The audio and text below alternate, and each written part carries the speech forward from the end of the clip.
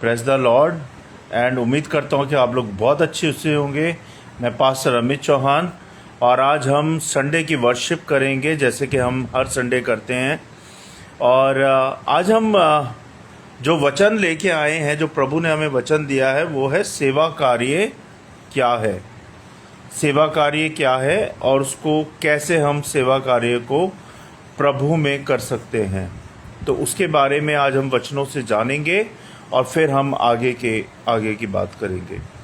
हमारा शेड्यूल इस प्रकार से है कि हम लोग हर हफ्ते सोमवार और मंगलवार को छोड़ के बुधवार को रात को 10 बजे हम लोग प्रेयर करते हैं, Bible prayer for all page पे रात को 10 बजे लाइव आके। और उसके बाद हम लोग थर्सडे को हम लोग टेस्ट मनी शेयर करते हैं एक दूसरे की, और फ्राइडे को हम लोग फास्टिंग प्रेयर करते हैं। इन सब का टाइमिंग सेम है, 10 बजे और सेम पेज पे।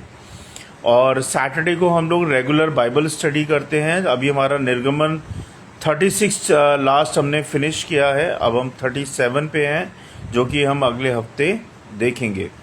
और संडे को मॉर्निंग में 10 बजे हम लोग वर्शिप करते हैं परमेश्वर की। तो अगर आपके और कुछ सजेशंस हैं, आइडियाज़ हैं कि हमें और भी कुछ स्टार्ट करना चाहिए, तो प्लीज़ हमें बताइएगा। हम उस पर काम करेंगे और फिर उसको अमल करेंगे।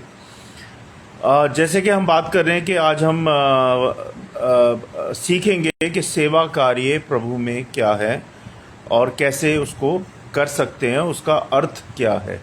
तो आइए हम सब मिलके पहले प्रार्थना करें और फिर बाइबल वचन में जाएंगे। मेरे साथ हाथ जोड़ लें और आंखें बंद कर लें। सर्वशक्तिमान हमारे अनुग्रहकारी पिता, राजाओं के राजा, प्रभु यीशु, हम धन्यवाद देते हैं इस समय के लिए, क्योंकि ये समय और ये जीवन, ये सांसें आपने दी हैं कि हम आपके वचनों को पढ़ पाएँ, उनको सीख पाएँ, सिखा पाएँ और सुन पाएँ। प्रभु जी, हम सबको बुद्धि समझ ज्ञान दें कि हम सब आपके वचन को समझने के लिए बुद्धि दें, समझ दें कि हम आपके वचन को समझ के अपने जीवन में लागू कर पाएँ और उस पर चल पाएँ और दूसरों के साथ शेयर कर पाएँ। हमारी सहायता करें आज के वचनों को सीखने के लिए, समझने के लिए और आपके बातों के भेदों को जानने के लिए। प्रभु जी, मेरे मुंह के शब्द आपको ग्रहण योग्य हो और इस लाइव वीडियो सभा को बचाएं शैतान की शक्तियों से, शैतान के कारनामों से। इस वीडियो सभा को और हम सबको बचाएं। प्रभु जी, हमारी सहायता करें कि हमारा फोकस, हमारा मन, हमारा ध्यान सिर्फ और सिर्फ आपके वचन और आपकी ओर हो। प्रभु जी, हम सब की सहायता करें। हम सबको इस वीडियो सभा को आपके हाथों में सौंपते हैं, आप देख के संभालें, प्रभु यीशु मसीह के नाम से, आमीन। तो जैसे कि हम बात कर रहे हैं कि प्रभु में सेवा कार्य क्या है। बाइबल के अनुसार सेवा कार्य, इंग्लिश में बोलते हैं उसको मिनिस्ट्री सर्विसेज। तो इसे हम जानेंगे। आइए, सेवा कार्य क्या है। सेवा कार्य सेवा भाव का अर्थ है। परमेश्वर के बुलावे के अनुसार अपने जीवन, वरदान, समय और संसाधनों का प्रयोग करके परमेश्वर और उसके लोगों की सेवा करना। यह केवल चर्च की विधियों तक सीमित नहीं होता है, बल्कि हर जगह परिवार, समाज और राष्ट्र में प्रेम और आत्मिकता से कार्य करना ही सेवा होता है। समझे अब सेवा का अर्थ। पत्रस 4:10 में लिखा है, जिस किसी को जैसा वरदान मिला है वैसा ही वह एक दूसरे की सेवा करे और परमेश्वर के नाना प्रकार के अनुग्रह के भले भंडारी बन जाएं या बने। अब इस पद का क्या मतलब हुआ? पत्रस हमें ऐसा क्यों कह रहा है? पत्रस हमें इसलिए कह रहा है कि परमेश्वर ने हमें जो भी वरदान दिया है वह दूसरों की भलाई और उसकी महिमा के लिए इस्तेमाल करना है। इसलिए पतरस ने हमें ये बात कही है। आई होप कि मैं क्लियरिटी के साथ आपको बता रहा हूँ। अगर कुछ समझ नहीं आया तो मुझे आप लिख के बता दीजिएगा। दूसरी बात, सेवा कार्य क्यों ज़रूरी है? हमारे जीवन के लिए सेवा कार्य क्यों ज़रूरी है? क्योंकि ये खुद यीशु मसीह का मार्ग, जीवन मार्ग है। प्रभु यीशु मसीह भी जब इस धरती पे आए थे तो उन्होंने भी सेवा कार्य किया था प्रचार के द्वारा, है ना। आपने देखा होगा कि वो जगह जगह जाके प्रचार करते थे परमेश्वर के वचन को, बाइबल से, और लोगों को सिखाते थे कि सच्चाई क्या है और झूठाई क्या है, पाप क्या है और सही क्या है ना। तो मत्ती 20 अध्याय 28 पद में लिखा है, मनुष्य का पुत्र इसलिए नहीं आया कि उसकी सेवा टहल की जाए। मनुष्य का पुत्र इसलिए नहीं आया कि उसकी सेवा टहल की जाए, परंतु इसलिए आया कि आप ही सेवा टहल करे और बहुतों के छुटकारे के लिए अपना प्राण दे। समझे आप? मनुष्य का पुत्र कौन है? प्रभु यीशु मसीह जी। और वो क्यों आए? क्योंकि वो हम सबके पापों से उद्धार दिलाने के लिए, जो पाप हम सब ने किए थे, परमेश्वर के पुत्र ने, यीशु मसीह ने अपने ऊपर ले लिए और वो क्रूसीफाइड हो गए। क्या हो गए? क्रूसीफाइड हो गए।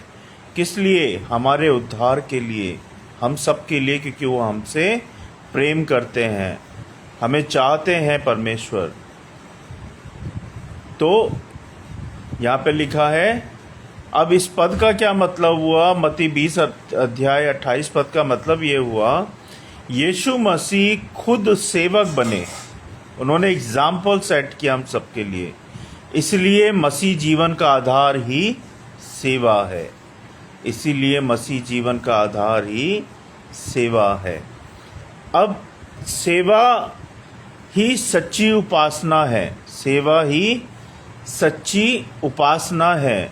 रोमियो 12 अध्याय 1 पद में लिखा है, अपने शरीरों को जीवित, पवित्र और परमेश्वर को भावता हुआ बलिदान करके चढ़ाओ, यही तुम्हारी आत्मिक सेवा है। परमेश्वर केवल शब्दों या गीतों की उपासना नहीं चाहता।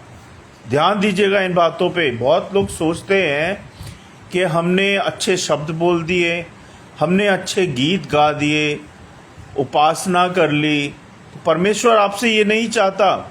हाँ करो, करना भी चाहिए, परमेश्वर का भजन गाना चाहिए, अच्छे शब्द बोलने चाहिए, लेकिन परमेश्वर उसके साथ साथ कहते हैं बल्कि हमारी जीवन शैली में, सेवा में बदलनी चाहिए। जो हमारा नेचर है वो हमारी सेवा भाव में बदलना चाहिए। चाहे हम चर्च में हैं, चाहे हम बाहर दुनिया में हैं, हमारा सेवा भाव जीवन शैली में, हमारे रोज़मर्रा की जीवन शैली में वो सेवा भाव बदलना चाहिए।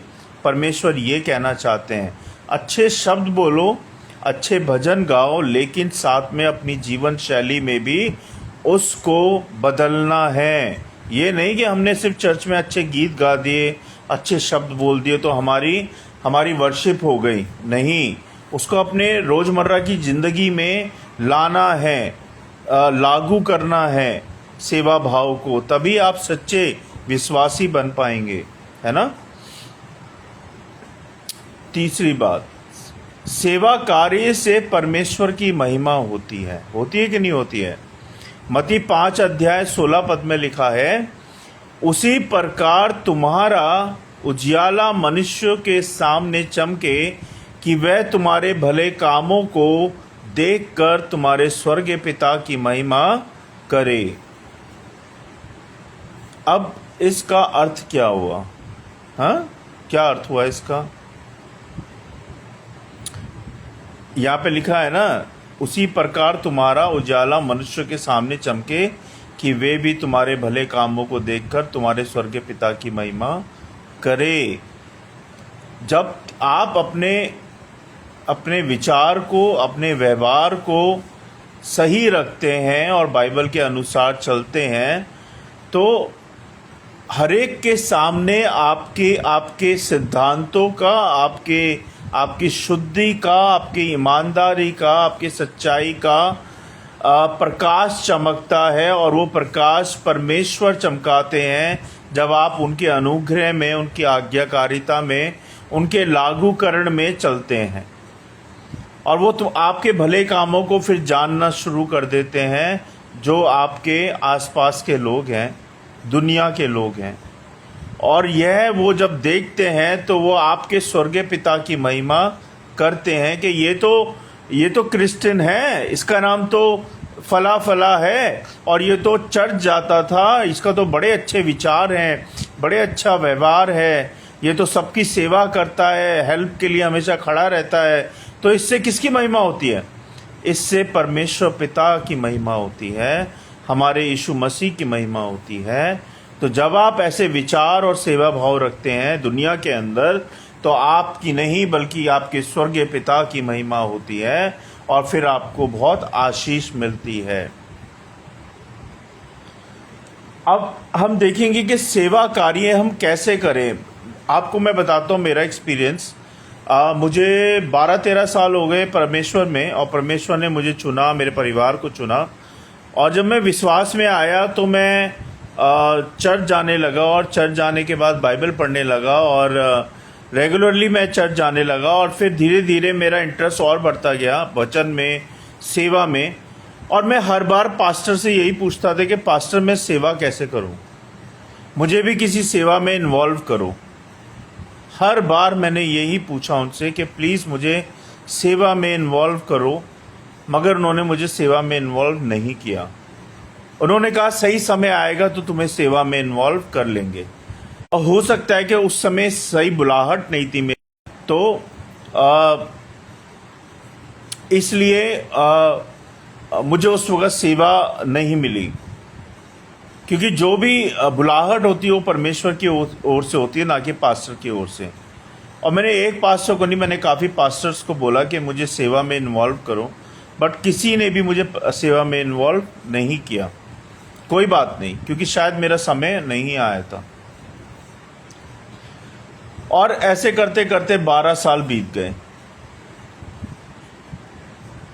और परमेश्वर ने फिर मुझे बुलाहट दी कि तू प्रचार कर। मेरे हृदय से, मेरे मन से बात की कि तू प्रचार कर, चाहे तू चर्च में कर, चाहे तू ऑनलाइन कर, लेकिन तू प्रचार कर, मैं तुझे ये सेवा देता हूँ।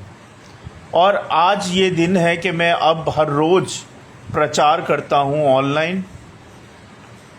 जैसे परमेश्वर ने मुझे बोला है, मैं उनकी आज्ञा का पालन कर रहा हूँ।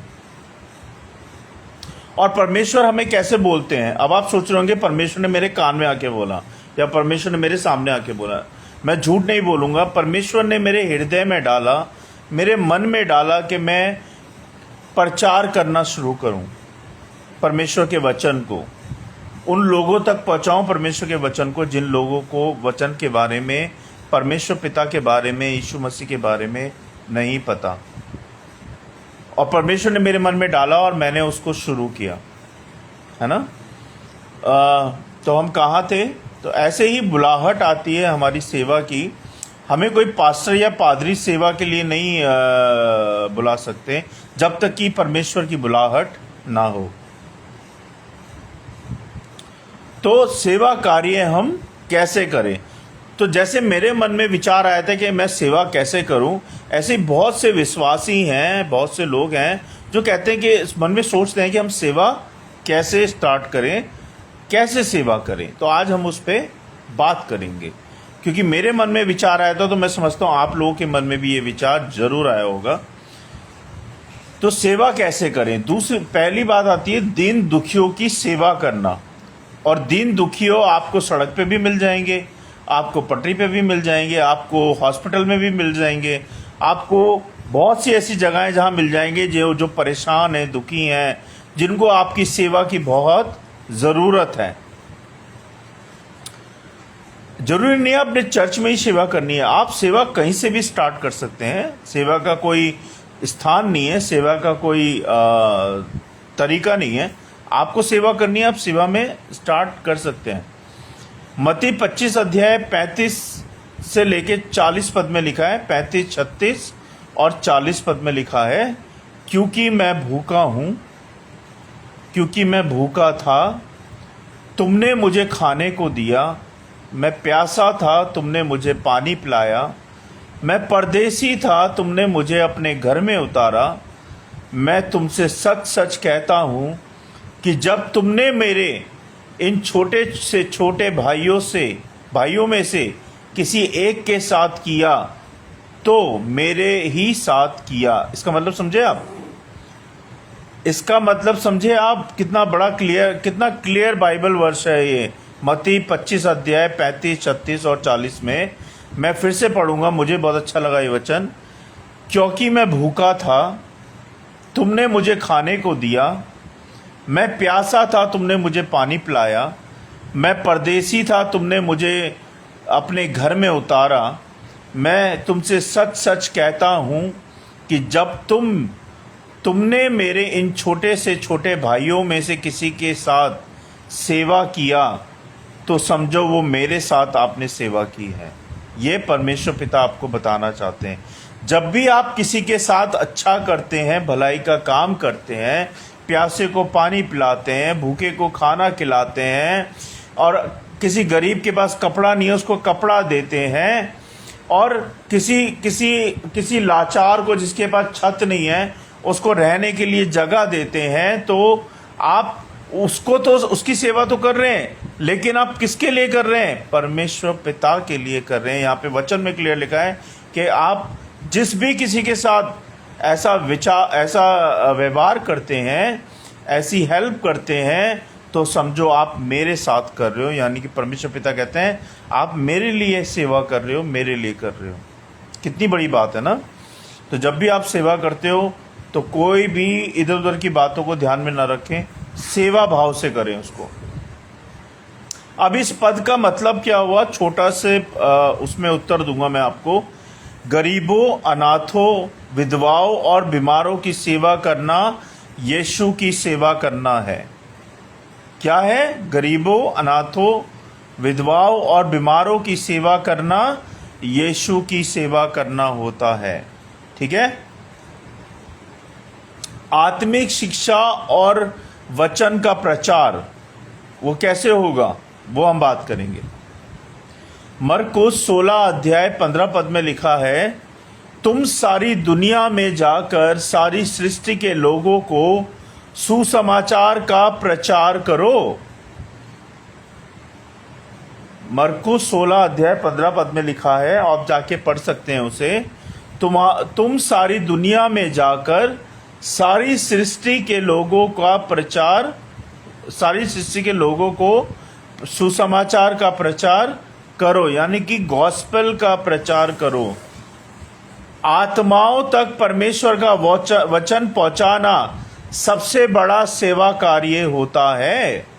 जब आप परमेश्वर के वचन को उन आत्माओं तक पहुंचाते हैं जिन आत्माओं ने अभी तक परमेश्वर को नहीं जाना है, परमेश्वर के वचन को नहीं जाना है, और अगर वो वचन सुनते हैं, जानते हैं, तो ये सबसे बड़ा आपका सेवा कार्य परमेश्वर पिता में होता है। समझे आप क्या सेवा कार्य होता है, उसको कैसे करना है? उम्मीद करता हूं कि आपने समझा होगा। आत्मिक वरदानों का उपयोग क्या होता है?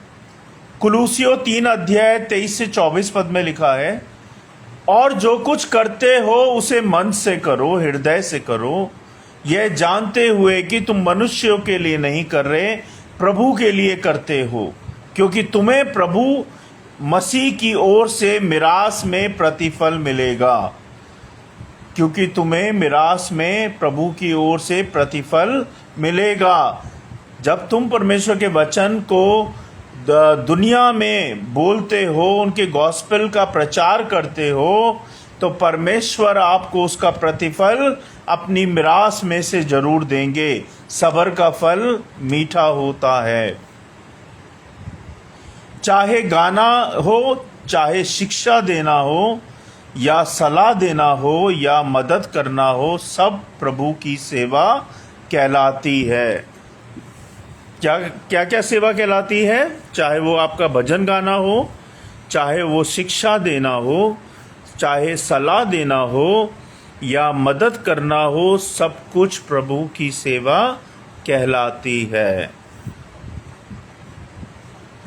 प्रेम और विनम्रता से सेवा करना, है ना। गलतियों 5 अध्याय 13 पद में लिखा है, प्रियो प्रेम से एक दूसरे की सेवा करो तो तुम्हें उसका प्रतिफल तुम्हारा पिता परमेश्वर देगा।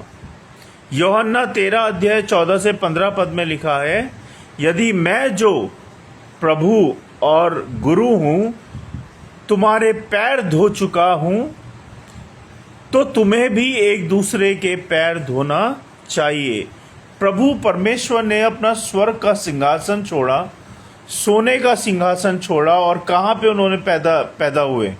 बैथलेम में, और वहाँ पे बहुत सारे वो भूसे के वो पड़े हुए थे, है ना। और वहाँ पे एक छोटी सी कोठरी थी, उसमें वो माता मरियम के द्वारा पैदा हुए,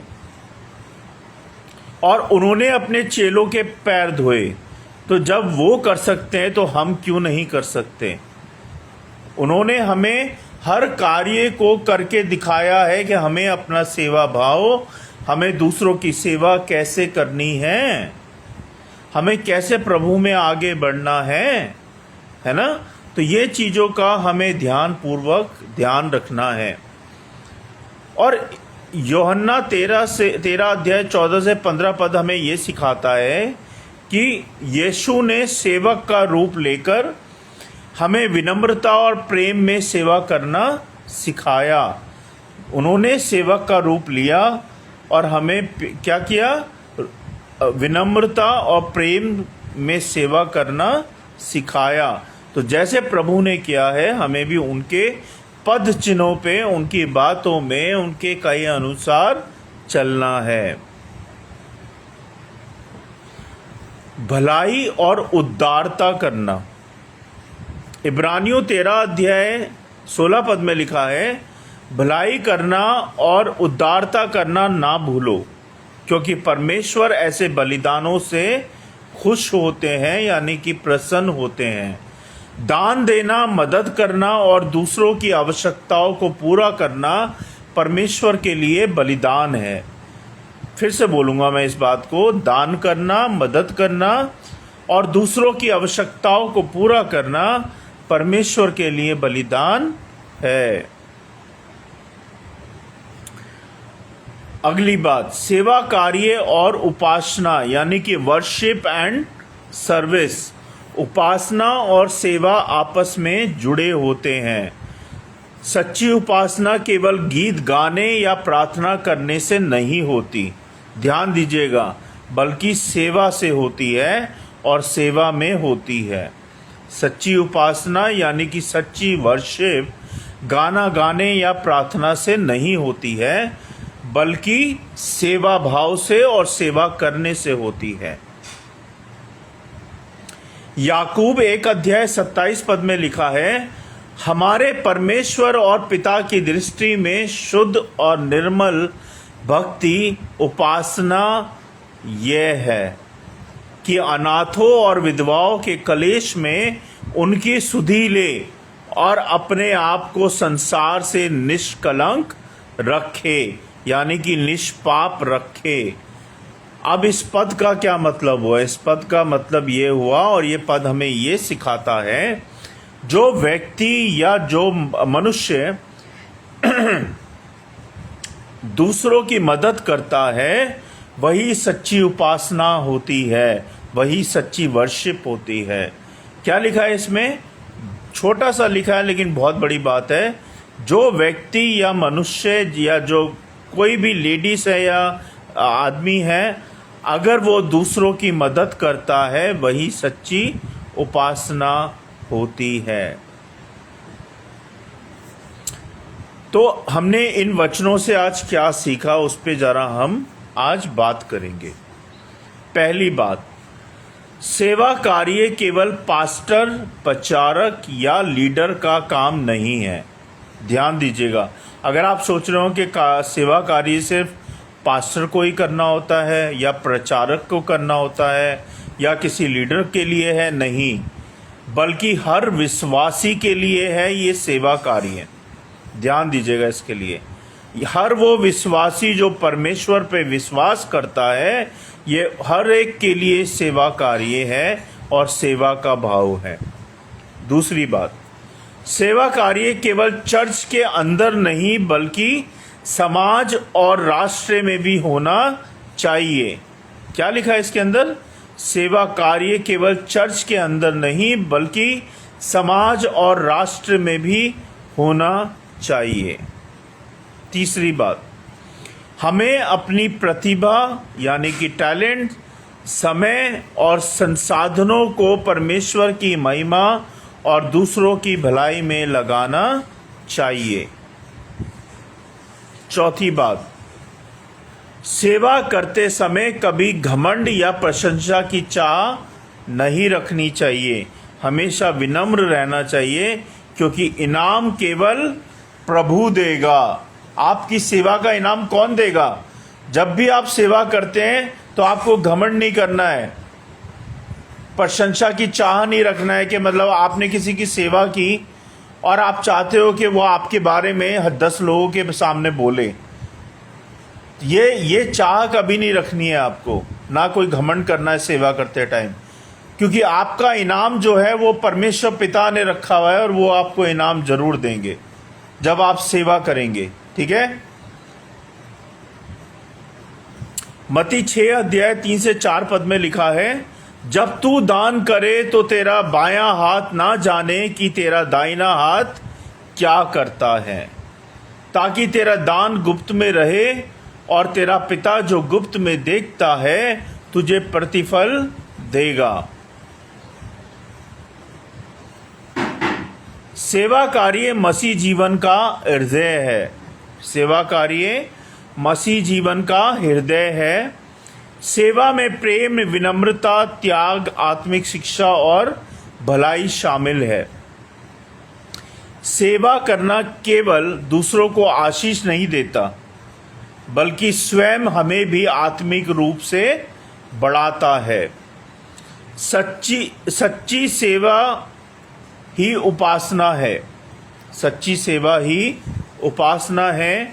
जो जीवन सेवा में बिताया गया हो वही परमेश्वर की दृष्टि में इम्पॉर्टेंट है, यानी कि कीमती है। तो ये थे आज के वचन, सेवा का अर्थ और सेवा हम कैसे करें। परमेश्वर के वचन को पढ़े जाने और सुने जाने पर आशीष दें। मैं उम्मीद करता हूं कि आज आपने वचन से सीखा होगा कि सेवा कार्य का अर्थ क्या है और हमें उस सेवा को किस भाव से कैसे करनी है ना। आइए हम सब मिलके प्रार्थना करेंगे। धन्यवाद पिता परमेश्वर, राजाओं के राजा प्रभु यीशु, हम धन्यवाद देते हैं कि आपने अपने वचन को सिखाया प्रभु कि सेवा का अर्थ क्या है और सेवा भाव क्या है। होने दे प्रभु कि हम भी निस्वार्थ होके, बिना किसी चाह के, बिना किसी घमंड के हम भी सेवा करें प्रभु, ना कि चर्च में, चर्च के बाहर भी प्रभु जी, जिनको हमारी ज़रूरत है प्रभु उन तक हमें पहुँचा, और होने दे प्रभु कि हम भी उनकी सेवा कर पाएँ, हम सेवा में इस्तेमाल हो पाएँ प्रभु। हम सबकी सहायता करें और हमें बुद्धि समझ ज्ञान दे प्रभु कि ऐसे ही हम आपके वचन को पढ़ के, सुन के अपने जीवन में लागू करें और आपके वचन के अनुसार मार्गदर्शन पाते रहें प्रभु जी, उस पर चलते रहें प्रभु जी, आपके आज्ञाकारिता में चलते रहें प्रभु, आपके वचन के अनुसार चलते रहें प्रभु। हम सबकी सहायता मदद करें। बहुत बहुत धन्यवाद प्रभु आज के दिन के लिए, आज के वचनों के लिए। ये आपके वचन ने हमारा मार्गदर्शन करा है कि हमें सेवा कैसे करनी है, सेवा का भाव कैसा रखना है, सेवा का अर्थ क्या है और सेवा क्या होती है, इसके बारे में आपने हमें बताया प्रभु जी।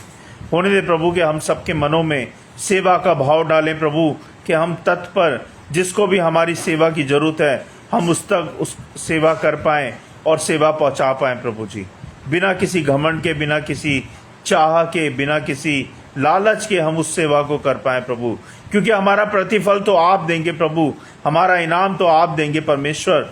हमें और कुछ नहीं चाहिए प्रभु, हमें बस और बस आपसे आशीर्वाद चाहिए। आप अपना आशीर्वाद सदा इस घर परिवार पे, हमारे बच्चों पे, परिवार पे बनाए रखें प्रभु, क्योंकि जब आपका आशीर्वाद बना रहेगा तो सारी बातें बनी रहेंगी, सारी आशीषें बनी रहेंगी, हमारे बच्चे परिवार बने रहेंगे, हमारे घराने बने रहेंगे, हमारे परिवार बने रहेंगे। इसके लिए बहुत बहुत धन्यवाद प्रभु जी। हम सबकी सहायता मदद करें और इस वचन की रखवाली करें प्रभु जी, और इस वचन को उन तक पहुँचाएं प्रभु जिन लोगों को सेवा की जरूरत है, और जो लोग सेवा करना चाहते हैं प्रभु उन तक ये वचन पहुँचाए प्रभु। इन वचनों को उन तक पहुँचाएं परमेश्वर, और होने दे प्रभु कि वो आपके भवन में आने पाए परमेश्वर, आपके भवन तक पहुँच पाए प्रभु जी। हम सब धन्यवाद देते हैं प्रभु, और जो लोग मुझे सुन रहे देख रहे हैं उन सबको ब्लेस करें, सबको आशीषित करें और सबकी रक्षा करें प्रभु। सबके घरों को, सबके परिवारों को संभालें, सबके काम काजों को संभालें प्रभु, और उनके घरों में आशीष बरकत दें। धन्यवाद प्रभु एक बार फिर से सारी बातों के लिए, सारी आशीषों के लिए, और हमें अभी तक संभालने के लिए, हमें जिंदा रखने के लिए, हमारे बच्चों परिवार को जिंदा रखने के लिए, हमें स्वस्थ रखने के लिए, हमें खाने को, पहनने को, रहने को देने के लिए, हर आशीष के लिए, हर बात के लिए धन्यवाद प्रभु। आपने जो कुछ हमें अभी तक दिया है प्रभु, हम उससे खुश हैं और धन्यवादी हैं प्रभु, और हम धन्यवाद देते हैं। हम खुश हैं परमेश्वर, जो भी कुछ आपने अभी तक दिया है हम धन्यवाद हैं प्रभु, और धन्यवाद देते हैं प्रभु। आपकी स्तुति हो, आपकी महिमा हो, आपकी प्रशंसा हो। बहुत बहुत धन्यवाद प्रभु सारी बातों के लिए और सारी आशीषों के लिए। हम विनती प्रार्थना करते हैं प्रभु, जिन लोगों ने भी हमसे विनती प्रार्थना की है। एक भैया है, एक बच्चा है जिसने मुझसे विनती प्रार्थना की है प्रभु कि उसके पापा घर से चले गए हैं, उनको वापस लेके आएँ और हमारे लिए प्रार्थना करें। तो प्रभु हम मांगते हैं प्रभु उस बच्चे के लिए, क्योंकि आप सब कुछ जानते हैं प्रभु कि उसका पिता कहाँ पे है। आप जानते हैं प्रभु सारी बातों को। होने दे प्रभु कि उसका पिता वापस आने पाए और उसकी रक्षा करें परमेश्वर। उसके पिता को गलत बातों से हटाएं प्रभु जी, उसके पिता के ध्यान को गलत बातों से हटाएं और उसको, उसके परिवार में उसको वापस भेजे परमेश्वर। हम इनकी प्रार्थना करते हैं एक बहन के लिए प्रभु, उसने प्रार्थना बांधी थी प्रभु के वो बीमार है, तो उसको चंगाई दे परमेश्वर, उसको छू दे अपने पवित्र हाथों से कि वो चंगी हो जाए परमेश्वर। हम इनकी प्रार्थना करते हैं प्रभु बच्चे के लिए, बाबू के लिए, जब वो वेंटिलेटर से नॉर्मल वार्ड में आया और नॉर्मल वार्ड से घर आए प्रभु, तो उसकी रक्षा सुरक्षा सदा बनाए रखें प्रभु, उसके स्वास्थ्य को अच्छा रखें और उसकी रक्षा करें प्रभु। उसके चारों ओर अपने लहू का बाड़ा बांधे, अपना पवित्र लहू उस पर छिड़क दीजिए। शैतान की देखी अनदेखी शैतानी शक्तियों को उससे दूर करें और उसकी रक्षा करें। जो भी दवाई गोली खाता है प्रभु उसका असर दिखाएं परमेश्वर। हम माही के लिए प्रार्थना करते हैं प्रभु, माही को जो दिक्कत है, शरीर की दुर्बलता है, बीमारी है, कमजोरी है, वो यीशु नासी के नाम से बिल्कुल ठीक हो जाए प्रभु। माही पे अपना अनुग्रह करें, अपनी सामर्थ्य से उसको भरें और उसकी रक्षा करें प्रभु। कोई भी कैसी बात ना हो। जो भी दवाई गोली खाती है प्रभु उसका असर दिखाएं और उसकी बीमारी को चंगाई दे परमेश्वर। होने दे प्रभु कि वो जल्द से जल्द ठीक होने पाए और उसका कॉलेज खुल पाए प्रभु जी। आप सहायता मदद करें। बहुत बहुत धन्यवाद प्रभु अभी तक संभालने के लिए, सारी आशीषों के लिए, सारी बातों के लिए, और हमारे ऑनलाइन पेजेस के लिए, बाइबल प्रे फॉर ऑल के लिए और फेथ ऑनलाइन चर्च के लिए हम धन्यवाद देते हैं प्रभु जी। हम धन्यवाद देते हैं सारे चैनल्स के लिए, जो हमारा यूट्यूब का चैनल्स है, वो जो हमारा इंस्टाग्राम का पेज है, हम इनके लिए धन्यवाद देते हैं प्रभु कि इसमें आप मेंबर्स जोड़ रहे हैं, मेंबरों को बुला रहे हैं प्रभु। इसके लिए बहुत बहुत धन्यवाद परमेश्वर। धन्यवाद देते हैं प्रभु हर एक बात के लिए, हर एक आशीष के लिए। हम सारी बातों को, इन वचनों को और हम सबको और इस वीडियो सभा को विश्वास के साथ आपके चरणों में रखते हैं। सुने, ग्रहण करें प्रभु यीशु नासी के नाम से, आमीन।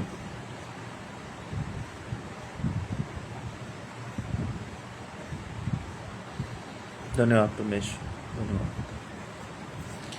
सबको जय मसीह की, praise the Lord. Thank you so much कि आप लोग जुड़े। और जैसे कि मैंने बताया आपको कि हमारा शेड्यूल जो होता है वो होता है वेडनेसडे से स्टार्ट होता है। वेडनेसडे को हम लोग प्रेयर करते हैं रात को 10 बजे सेम पेज पे, और थर्सडे को हम लोग टेस्ट मनी शेयर करते हैं सेम पेज पे, और फ्राइडे को हम लोग फास्टिंग प्रेयर करते हैं सेम पेज पे रात को 10 बजे, और सैटरडे को हम लोग रेगुलर बाइबल स्टडी करते हैं। अभी हमारा निर्गमन 36 अध्याय चल रहा है। अगले हफ्ते से हम लोग 37 पे पढ़ेंगे और सीखेंगे, और संडे को सुबह 10 बजे हम लोग वर्शिप करते हैं। आपके कोई सजेशंस है, आपके नए आइडियाज़ हैं या आपकी कोई प्रार्थना है तो हमें बताएं, हम उस पर अमल करेंगे। कोई गलती होगी हो तो मुझे माफ़ कीजिएगा। मेरा प्रचार करने का मतलब यही है कि हम परमेश्वर के गॉस्पल को, परमेश्वर के वचन को हर एक तक पहुंचा पाएं। जो लोग आप परमेश्वर को नहीं जानते, जो लोग नहीं पहचानते, उन तक ये वचन पहुंच पाए। आप लोग भी इस सेवा में शामिल हो सकते हैं। वो किस तरह से मैं आपको बताता हूं। आप इस वीडियो को ज़्यादा से ज़्यादा लोगों तक शेयर करें, जिससे कि वो वचन परमेश्वर का उन तक पहुंच पाए। तो इससे आप लोगों को परमेश्वर की बहुत बहुत आशीष मिलेगी। बहुत बहुत धन्यवाद जुड़ने के लिए। हम फिर मिलेंगे, तब तक के लिए जय मसीह की। Praise the Lord. Thank you so much. God bless you all. Thank you.